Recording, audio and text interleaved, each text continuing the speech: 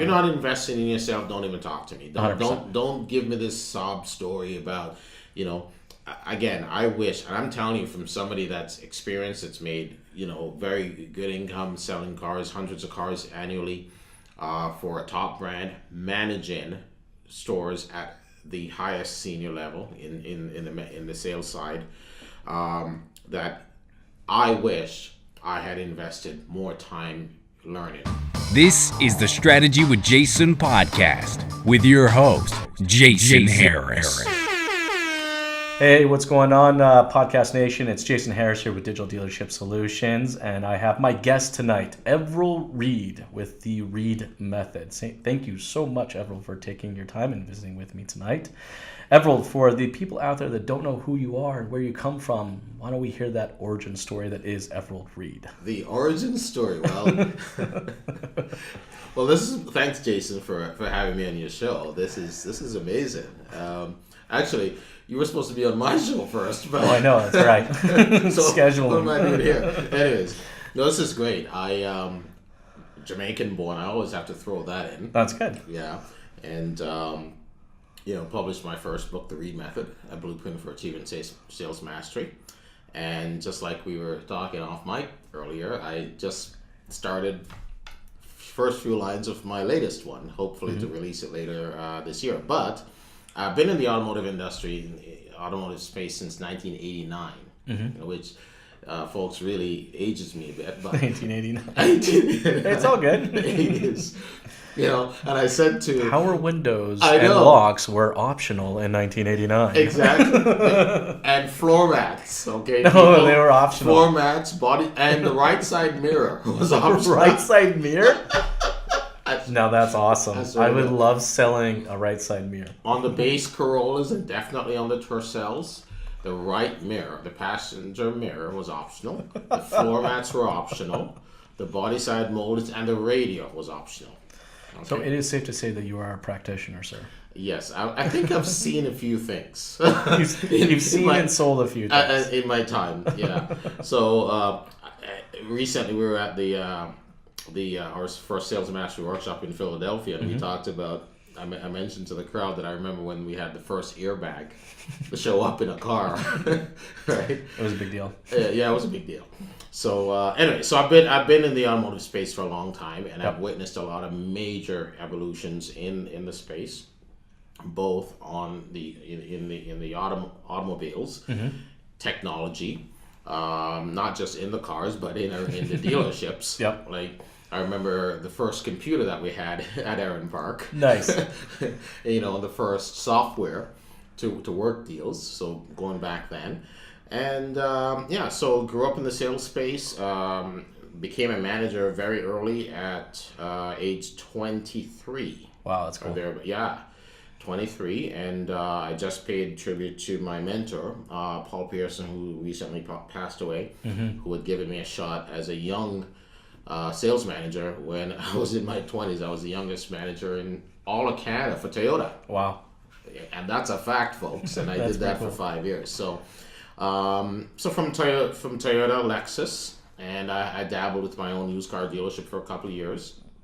So I've done it all. And then I left the space for about 8 years, did advertising and marketing, traveled the continent, and learned a lot. I think I learned as much in the 8 years out of the automotive space as I did while I was in it, because while I traveled extensively, I learned a lot about people in different markets. Sure. And how to sell in different markets.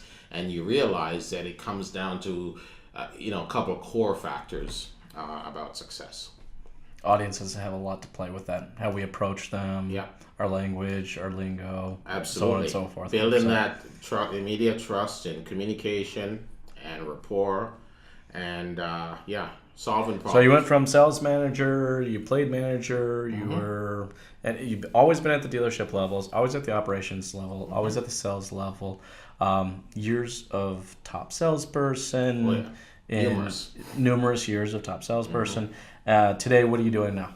Well, today I'm still the top salesperson at our dealership. That's the one thing I love about you. You're still doing what you talk about. That's awesome. I'm still doing it. And I'm still doing it because I do it at a high level. Yeah. Right?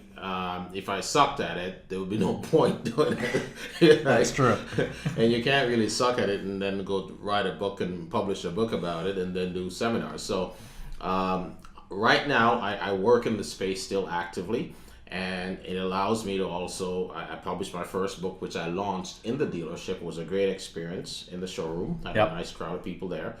And it's also allowed me to now create courses and create workshops, and a spin-off now to my own podcast, which we just recorded our 52nd episode. Congratulations, that's awesome. Thank you. And so that was a spin-off from the book, and workshops and training sessions that we do now internationally. You recently joined me in one. That was fun. In Philadelphia, and it was fun.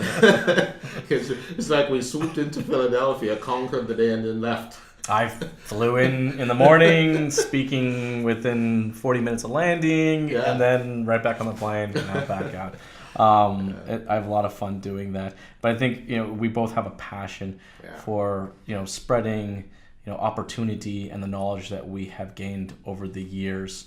What I want to talk about in this particular session, and I think it's something that you both play in, and as I do as well, is the salesperson, but how that role has really kind of changed over the last decade. Mm-hmm. And I think it's a great opportunity to identify both, from your experience at the floor level and my experience in the operations and marketing level, of what does a 2019, now that we are in 2019, it's crazy. Absolutely. It's crazy to say that, isn't it? 2019. I remember when we were doing 2018, and it seemed like a month ago, but it's supposedly a year ago. It's crazy. Yeah. So 20, what is a salesperson, all right, look like in 2019? What are those habits? What are the things that they need to be paying attention to? How has the consumer changed in a way that they need to approach differently than they have in years past?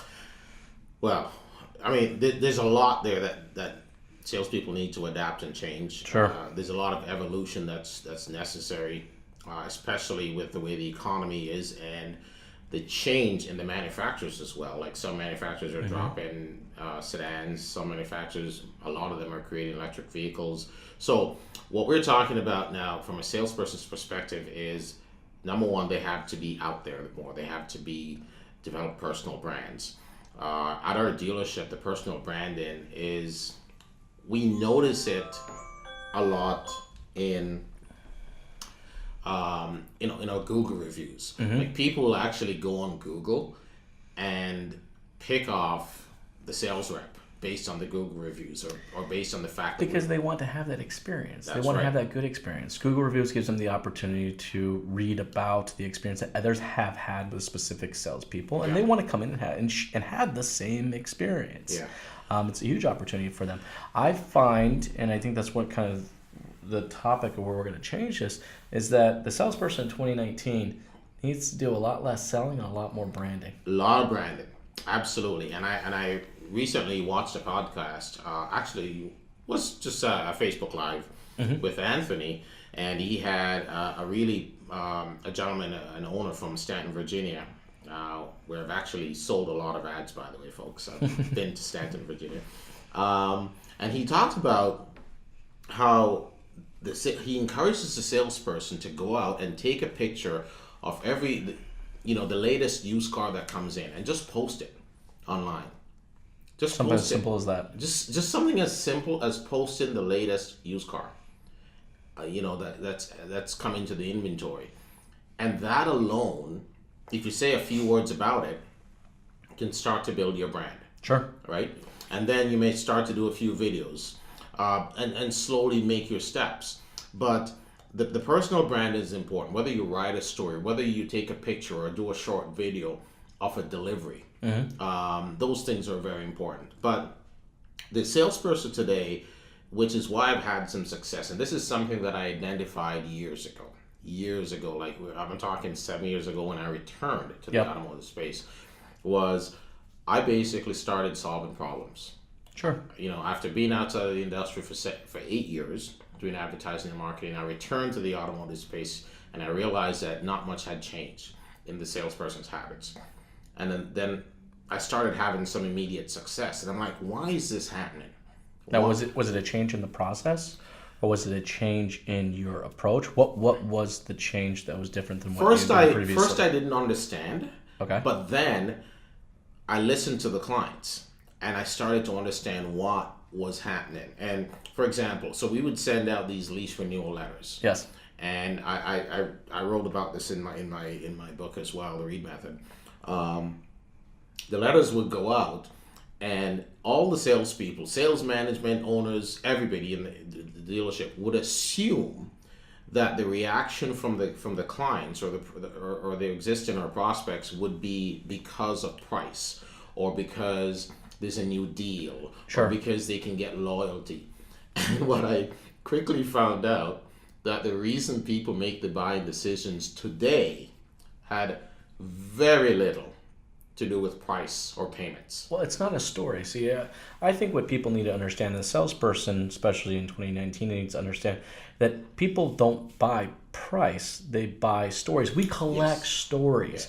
The car we own, the clothes we wear, Yep. the restaurants we go to, they're things, and they can be material things, but what we're actually collecting is we're actually collecting stories. Yeah. And what we want to do is we want to share those stories. So our value proposition, look, I have shirts that I have spent $45 on. I have shirts I spent $245 on. Is there any way that this shirt has that much difference in value? No, I'm sure the material is a little better and stuff, but hey, but that's not the case, right? Really what it is the story I bought into it. Absolutely. You know, and I've said this before, right? Absolutely. It's the story I bought into it. So here's the biggest takeaway, and this is like doing a survey every time I do a lease upgrade, sale or event. Yep. Is, again, every time you'd think, oh, clients want to reduce their payment, clients want to do this, and a few of them will. So out of 10, 2 or 3 will say, yeah, I'm saving some money. Okay, that sounds like a good deal. But the other 7, the main reason people are making buying decisions today, and what salespeople need to understand and listen for, is that circumstances are changing. People's circumstances are changing fast. Sure. Whether it's a new job, they're moving, their family's grown, their family's shrunk, kids have moved, gone to college. Those are the reasons. So you might call and say, okay, well, we're going to upgrade you to another RX. We're going to upgrade you from your one IS to a newer IS. Sure. And they'll say, no. Oh, I'm glad you called, because we were just thinking, our son just got his license, or, we're having a new baby. We might need to go up to the RX. Yeah. So what I found was, if you reach out to the clients, that's the first step, is to keep in touch. That's the relationship. That's the portion relationship of it, right? portion. It's like the story just doesn't end with a singular transaction. That's right. You need to continue to, there's multiple stories we buy. Look, when we're purchasing a vehicle, I don't just buy the story of the product. I buy the story of the product. I buy the story of the dealership, but I also buy the story of the salesperson. I own that salesperson, right? Yeah. How many times, and I'm sure you've probably heard this, when your customers say, I got a car guy. Oh, of course. Let me introduce you to Everold Reid. He's my car guy. Yeah, he's my guy. Yeah. He's my guy, right? It's because they've collected you as that story. They own that story. They want to share that story, right? But we have to continue to maintain that story over a period of time. Yeah. So they don't even call when they just want to buy a car. Sure. They'll call if they're looking for winter tires. They'll call if they're looking for an idea. Yes. To say, okay, what's a good car to get for my son? He just got his license. Do you have any used cars? Or where do I get a good deal on winter tires? But how do you get to that point as a salesperson? How do you get to that point where you're that source of information that they call you before they call somebody else? How do you do that? It's trust. It's dealing with the initial circumstance and creating unbelievable experiences from the very first occasion. Sure. Okay, the very first time. Experience. Yeah, so it's the experience. Yep. Bottom line experience. Because it's about how you make people feel. They'll forget about how much they actually spent. Yes. Okay? But they won't forget about how you make them feel. And one of the greatest things that I know that I have as an asset is the unbelievable things that people say in their reviews, or when they complete the surveys that Lexus will send out. They're not the normal, Everold gave me a good deal, and yeah, he took care of us. We got a good trade-in value. No, it's things that you would never imagine that a client would say. Like, what would be some of those things? Well, it'd be like usually single words, right? Yeah, that describes their experience with you. Absolutely, they would talk about experience. They would often use the word experience. The way they felt. This was a feeling. There's a feeling. Okay. The feeling would be what? The feeling of transparency or the feeling of ease? Of ease? Ease. So Simplicity. hassle-free or streamlining. I even read a review a couple of days ago, and that's what people appreciate. And these are executives. Like, a lot of my clients are really high-end executives, and they appreciate time. Yes. Okay. So time. Yeah. You saved them time. All right. It was not as long of a process as they thought it was. See. Here's the thing: is the salesperson in 2019 is that you need to be your own brand. Yeah. I don't care what manufacturer you're working for. Yeah. I don't care what dealership you're going to end up working for. You as an individual, as a brand, the beginning part of a brand is in a cornerstone. Either knowingly or unknowingly, Everold, you have very specific cornerstones. Yeah. All right. And I know that. As you as a brand, if I buy into Everold Reid, the brand, I know that Everold's going to save me time. Yeah. Okay. I know that he is going to be transparent. I'm going to solve your problem. And you're going to care about me as an individual, which I call customer centric. Yeah. Okay. I know that these are the three things I'm getting in you as a brand, regardless of what you sell or where you sell it. Okay, these are the three things I'm buying to you as a brand. Hence, you become my car guy. Yeah. I think what it is salespeople moving into 2019, they need to identify their own individual brand cornerstones. What makes them stand out fun? and special. Yeah. Look, we know a couple of people right now as salespeople are doing a great job of one of their brand cornerstones of being fun. Mm-hmm. Right? Yes. What was that guy that raps? The Nissan guy that raps, right? Oh yeah, that was a cool ad. He's just that's his passion. That's amazing. That's him being fun. His brand is about that. I went back to YouTube to see a few more of his. It's fun. So the customer gets to consume that, very similar to how they get to consume your reviews, and they get to understand what Everold Reid or whatever the salesperson as a brand is. What am I getting into? I get to choose what my brand is. I don't only get to choose the manufacturer. I don't only get to choose the product, but I actually get to choose the salesperson that I'm ultimately going to do business with. Yeah. And especially in your specific line being luxury, and you're working with a lot of executives up there, that is a big concern. Deal. I don't want to waste my time. Yeah, it's a big deal. And so you find the best thing for salespeople today is, whether you're starting out in the business or you're an experienced rep, is to adapt. Number one, you have to be able to adapt to changes. Yes. If you stick in your old ways, you will sell less and less vehicles, make less and less money, or you aim to solve problems, and that's all I really do. Sure. And solving a client's problem may take you a little bit of extra time, and I always say to clients, especially in our demographic, when they come in, they can pretty much buy anything that we have cash. Sure.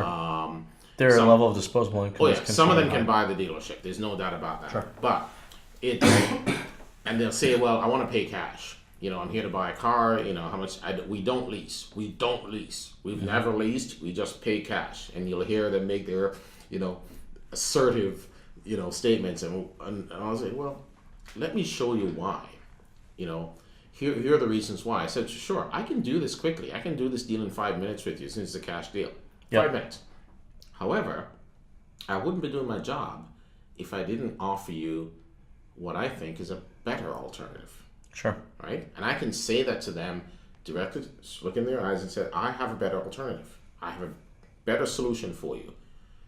At least I will show it to you, and then you can make a better informed decision. Because I can easily do this now, and I'll be done in 5 minutes. But where's the value to you if I haven't showed you what your alternatives are? Well, what you're doing is you're putting the customer's needs in front of your own. Yeah. Right? And look, if we know this consistently, that if you do it for the customer, you're always the one that ends up winning. Absolutely. Right? So, like I said, either knowingly or unknowingly, what you've done is you've created kind of a brand that kind of goes along with that. The cool thing is by identifying your brand and the cornerstones that create your brand, and it gives your efforts direction. Yeah. Right? Like really think about it. Why does Everold Reid take this time to explain all of the options? It's because a part of your brand has to do with being customer centric. Yeah. You, just like what you said, you wouldn't be doing your job if you don't go through these steps. It's a benefit to them. It's a part of what that cornerstone is. It's a part of the Everold Reid brand. Yeah, exactly. Yeah, it's basically making sure that there's, I've never had a client, and folks, I've seen this happen all the time where deals would go into the business office and they would blow up in the business office. Sure, we've all seen it. Okay, yep. This has never happened to me in the last 7 years, and I cannot remember a time in the past, if ever, in my career that it's occurred. So but definitely never in the last 7 years since I've been back with Lexus. Yep. Because no one goes into the business office and said, Everold said this, or I misunderstood this. Let's call the deal off. Never happens. Because transparency is one of those cornerstones of your brand. Yeah. Right? You were completely transparent about the whole thing. In fact, maybe even overly transparent. Yeah. It's pretty clear what literally lay it all out there. And it's pretty clear what the features are, pretty clear what the benefits are. Basically, it's clear what the solution I crafted. So, transparency is part of your brand. Customer centric is part of your brand. How do you imply trust? How do you get a customer to trust you? It's obviously a very important part of your brand. So how do you do that? I think by being open, by saying, here's the screen. I always basically show. I don't just talk. I show. I present. Yep. And I say, here's why.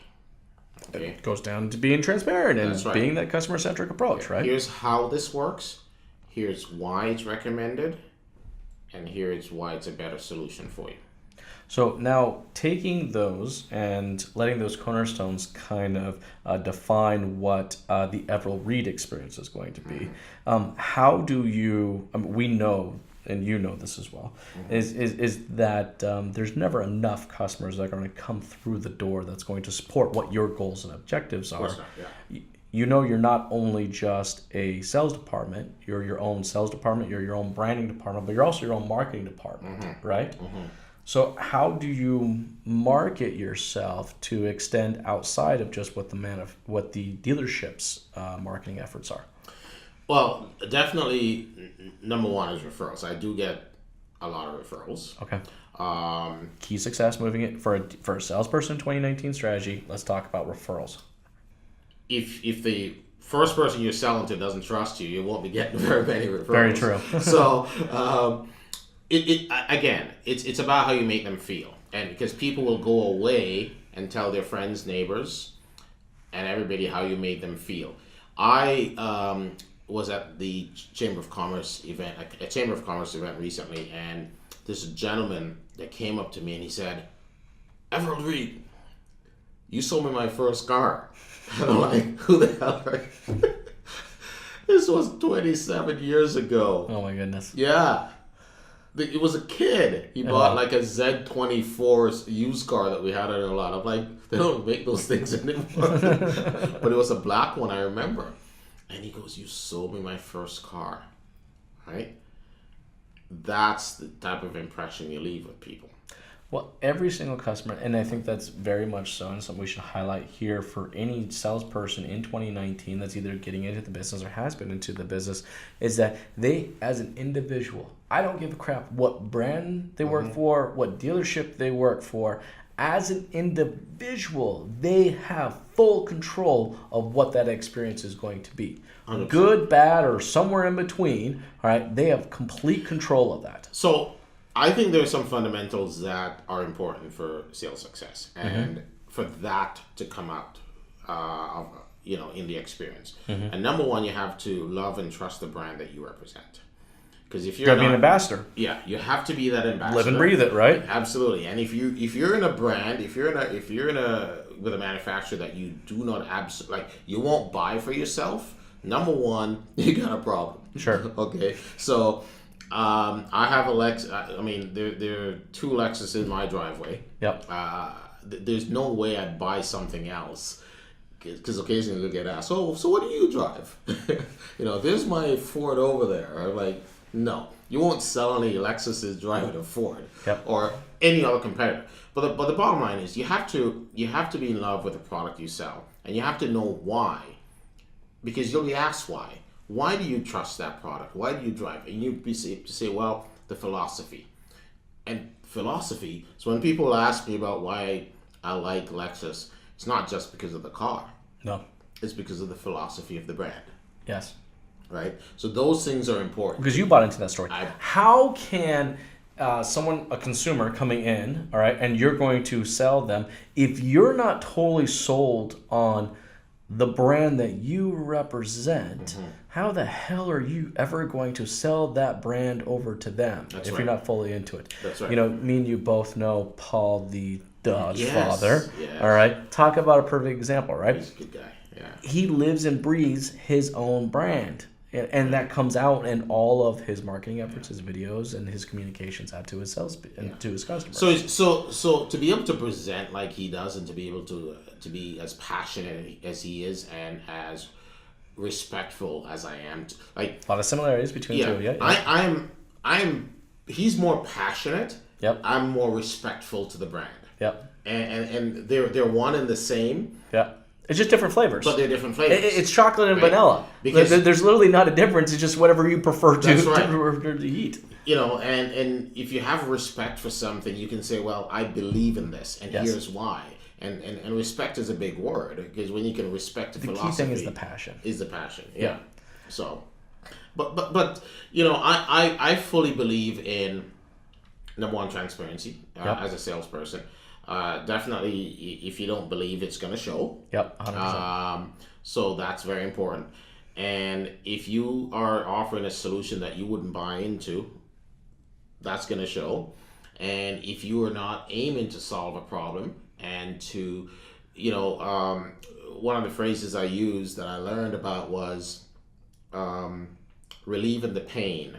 Sure. That, or solving the problems and relieving the pain that the car or the experience may cause. Mm-hmm. So when your client leaves, you've solved the problem, you've answered the questions, you've set them up for, on the next 100,000 kilometers. Yep. And there's an expectation of how that experience will be.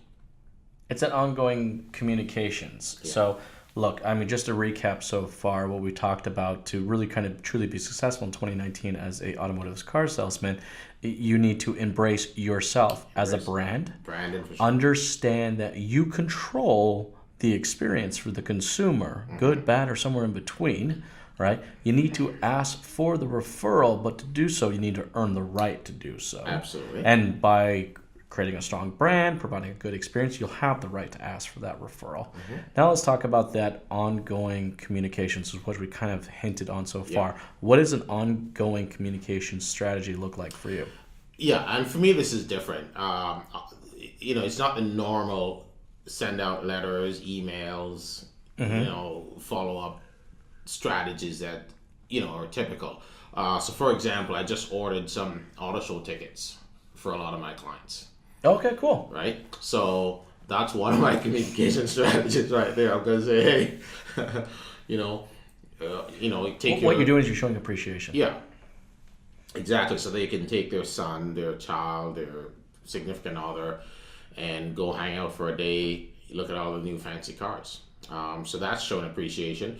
We also, as a dealership, which is very unique of our dealership, yep. Is we spend a lot of money on our clients in terms of enhancing their experience with us. We have events every year. Okay. 2, 3, sometimes 4 events. Appreciation events. Where we take them out somewhere that's very, very lavish, or whether it's lunches, dinner, events, sporting events, entertainment events. But the overall theme is that you're showing the love, all right? We're engaged. Yes. Yeah, we're engaged constantly with our clients. And it never ends. Yeah. look, I think way too many salespeople, either old or new or whatever, is that they get into a singular transaction. All they're looking at is that singular transaction, not the opportunity for the 5 or 6 transactions that can potentially happen over the next 6 to 7 years. Here's one tip I'll leave with you folks. If you want to sell more vehicles and be to elevate your brand and to elevate your profession in 2019, literally take the ball from the client and solve the problem. Become that trusted person that is the reliable one. I've sold many cars to the same people over and over and over, and they are not the ones that initiated the conversation. I'm the one that says, hey, I can upgrade your vehicle. Here's why. Or I don't even ask. It's almost like I don't even need permission sometimes. But the key is because you're their trusted car guy. Yeah. The information that's coming from you, the offer that you're offering to them at the time, is not with the intent to make another transaction. Yeah. It's because you have developed out this level of trust with them so that you can have this conversation. And you're absolutely right. Lexus is not necessarily known for changing their vehicles on a regular basis. Yeah. I'm sure. How many times have you sold the same car model? Oh my God! All right, 3-4 times. Okay, I've sold 3-4 of the same style RXs to the same clients. Okay, or the IS or the NX. Yep. The NX has been out 4 years. I know one lady; she's had 3. The only reason they're doing that is because they trust you as an individual. And there's a standing order. My clients will literally say there are a few of them that would say, "Well, Everold, you know where to find me when you need a deal," or "You know where I stand. I'm always good with this." It's almost like fashion, folks. It's almost like the new, when there's a new color or new gadgets or new technology in the car, you don't have, as long as you make the numbers make sense to them, you have a client. There are so many times. Here's another cool thing. There's so many times we've been 1 or 2 or half a dozen deals away from month end or year end targets. And there are go-to clients that I can call and say, okay, we need a deal or 2, and if the numbers make sense, it's not a matter, you can't ask them to pay $200 more just because you want to hit the target, but a month rather. But if it makes sense, they will literally do it for you. Yeah. I have tons of those clients. Because you've earned that right. Because I've earned that right. You developed out that brand. Yeah. All right. You've maintained that trust, that transparency, and that customer-centric approach to them. And it's not about test driving or presentation. It's about, okay, here's a solution. Here's how it improves your situation. And let's go. What else can we really kind of put out there for 2019 okay. For these salespeople? What do you got? Number 1, they have to invest in themselves. There we go. That's an important one. I like this. It's massive. Yep. Today, I wish, folks, I'm turning 50 this year. I'm actually proud of that for whatever reason. I wish I started reading more books 40 years ago. Sure. Okay, because even though I published a book, I hadn't really picked up and read that many books in my lifetime. And only recently, in the last year, I've read a dozen. What are some of the most memorable ones you've read recently? I keep... This book is only 55 minutes long, and it's As a Man Thinketh by James Allen. And I think the reason I keep going back to this book, even though it's so short, I can listen to it on the way to work. And back and it's done. Right? Is because it talks about opening up your mind and how the mind is so powerful. And and there's one phrase from it that I remember, men are anxious to improve their circumstances but are unwilling to improve themselves. Mm-hmm. They therefore remain bound. So pretty cool. I dig that. Yeah. So if you're not willing to be intentional, like you say, and that's kind of one of my taglines on my podcast is being intentional. Is if you're not willing to be intentional, not much is going to change for you. Everything that we talked about up to this point doesn't organically happen. Yeah. It just doesn't naturally happen. Yeah. it doesn't naturally happen with a specific customer. You actually have to be intentional about creating that experience, about maintaining that brand and that brand efforts. You have to be intentional about asking for that referral. You have to be intentional about those communications, showing that love, giving that appreciation, not just at the point of transaction, but over the course of the lifetime of that customer. You have to be intentional in all these things, or nothing ends up happening. So definitely intentionally investing in yourself, and that doesn't necessarily mean buying every book and reading it. There's videos, there's seminars. It always puzzles me when so you'll say, okay, here's a course, here's a training seminar, and it's $100.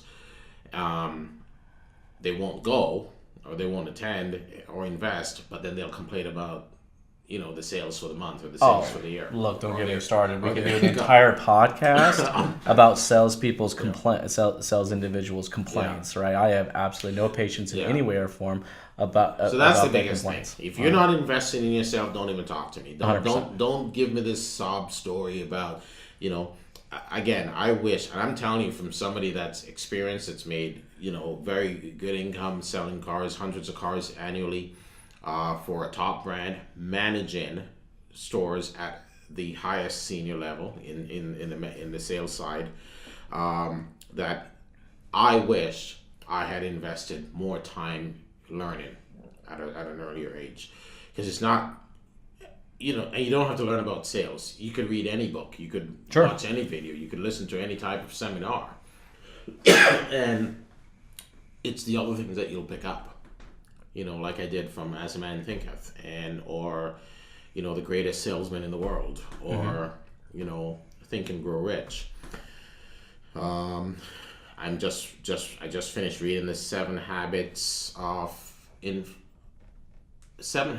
Influential People. Let me see what successful people. Yep. And how to win friends and influence individuals. Yeah. These are all the books that I've been reading lately.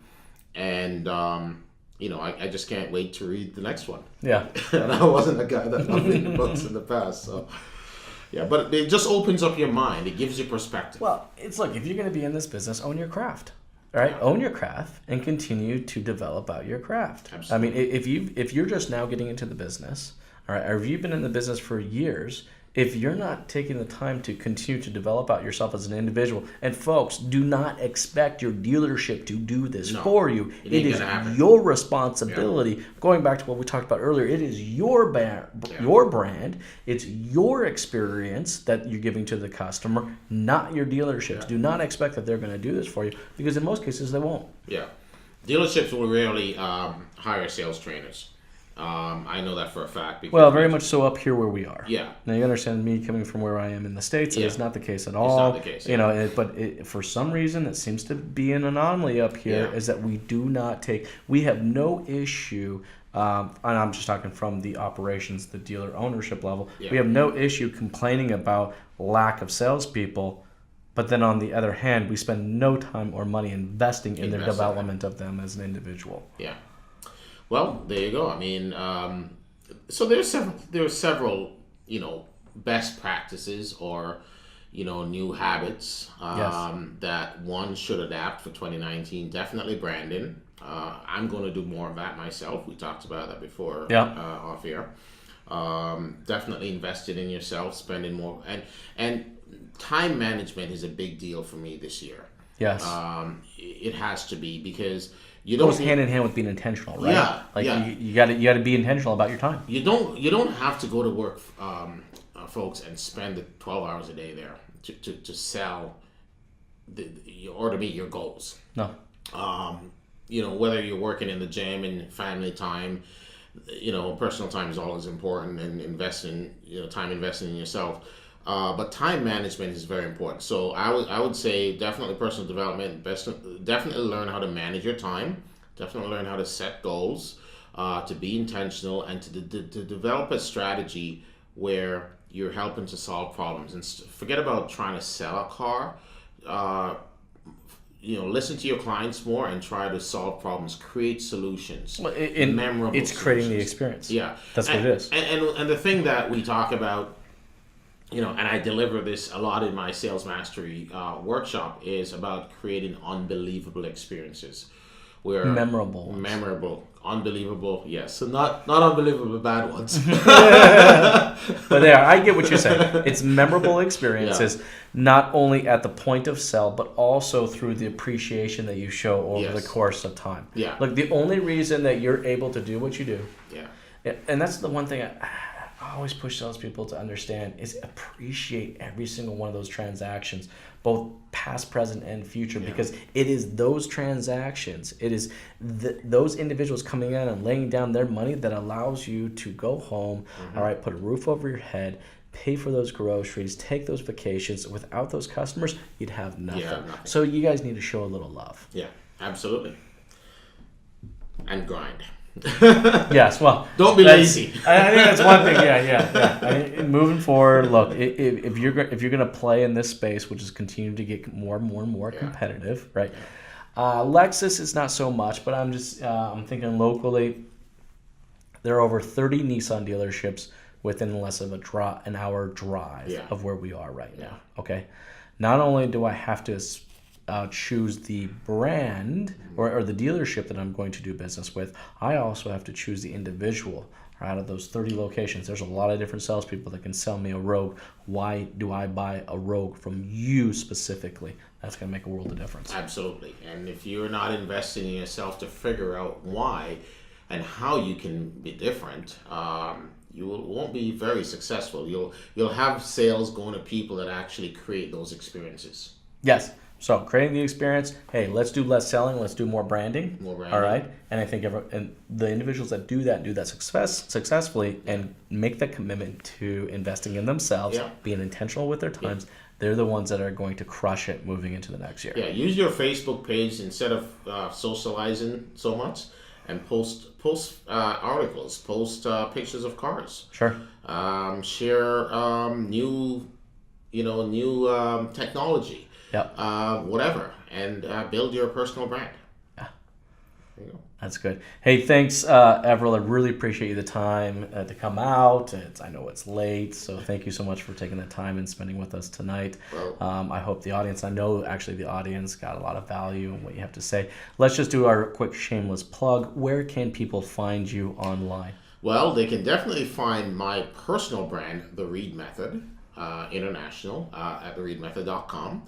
And my book is The Reid Method, a blueprint for achieving sales mastery. And my podcast, which you're going to be on. Yes, I will be on that next guest, pretty soon, is The Reid Method Insider, on iTunes, SoundCloud, Stitcher, all over those places. So you can easily find me on Facebook as well, or on LinkedIn. Okay, hit me up on LinkedIn. Everold Reid on LinkedIn, and let's connect. All right, guys. Hey, Podcast Nation, that you guys heard it here. That's how you connect with Everold. I encourage you guys to do that. He is a true practitioner in the craft that he is chosen for so many years. Everold, thank you so much for your time, man. I really appreciate you having me. Yes, and the DDS beer. You like the DDS beer? Lot Lawyer Lager. I'm glad you enjoyed that. Thanks, Everold. Okay.